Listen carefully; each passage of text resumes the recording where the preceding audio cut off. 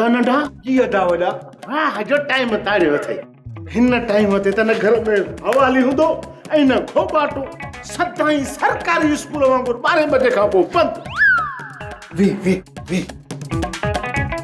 अदा वॾा ॿी ख़बर ॿुधी अथई छो कोन ॿुधंदुसि मां को बोरो आहियां छा त पोइ ॿुधाए उहा ॿी ख़बर कहिड़ी आहे पहिरियों तूं ॿुधाए त पहिरीं ख़बर कहिड़ी आहे पहिरीं ख़बर इहा आहे त जेका असां चूचड़ी दुखाई हुई उहा हाणे बबड़ू थी वई थी बबड़ू मतिलब त असां जेको जमाल घोटो अलण खे चणनि में मिलाए ॾिनो होसीं इन जो नतीजो इहो निकितो आहे त अलण टोनीअ खां साल खसे वरिती आहे पोइ त जहिड़ो थींदो त मज़ो बि ईंदो ओ चरिया ॻाल्हि जमाल घोटे खां वञी ज़हर ते पहुती अथई हा पर जेकर न जहिड़ो थियो त हर पथर असांखे लॻंदी असां त ॻाल्हि सिर्फ़ु एतिरी हुलाई हुई त अलण खे टोनीअ चणनि में जमाल घोटो मिलाए ॾिनो इन जमाल घोटे खे ज़हर में कीअं तब्दील कयो मश्करनि जे माइनि बसि मायूं ॻाल्हि खे वधाईंदियूं पर अदा वॾा ॾुख जी ख़बर अञा 30 अथई उहा वर कहिड़ी आहे सेठ धनु धोबी इन गंभीर मसइले जी जांच कराए रहियो आहे ऐं जे ॻाल्हि असां ते थी बीहे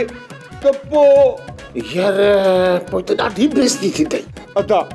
बेइज़ती थींदी आहे इज़त वारनि जी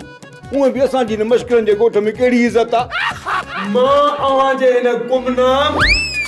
ऐं बेनाम हरकत जो अखियुनि ॾिठो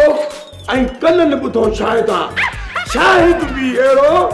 जेको रुपए ते पंहिंजो ईमान खपाए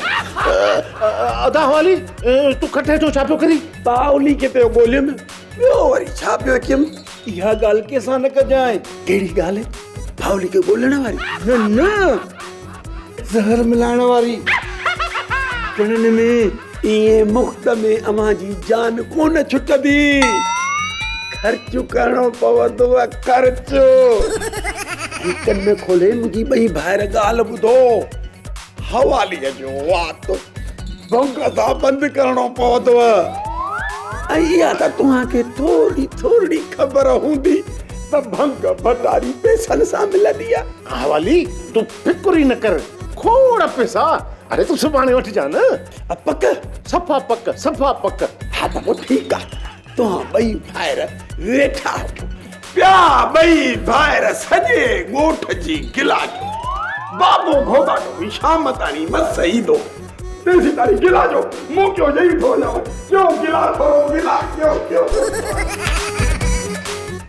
सोप सीरियल मश्करनि जो ॻोठ सीज़न 2 जा तमाम एपिसोड्स ॾिसो हाणे HD क्वालिटीअ में विज़िट करियो असांजो YouTube channel Sindh TV HD drama.